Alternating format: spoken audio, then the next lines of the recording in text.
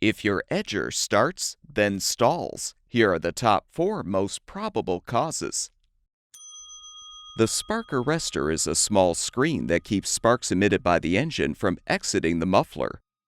Over time, the arrestor can become clogged with soot, which may cause the edger engine to stall. You can try cleaning the arrestor with a wire brush, but you may need to replace it with a new one.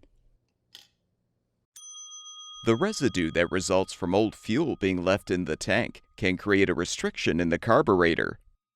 This is why you should always use fresh fuel when filling the tank, and a fuel stabilizer to help maintain the quality of the fuel. For better stability, you can use a pre-mixed fuel and oil product that is ethanol-free. You can try cleaning the carburetor with carburetor cleaner to eliminate the clog.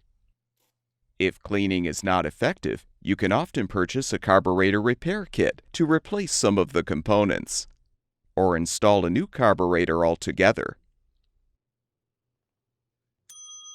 Old or bad fuel can also create a clog in the fuel filter, which may cause the edger to stall. We recommend replacing the filter with a new one to solve the problem.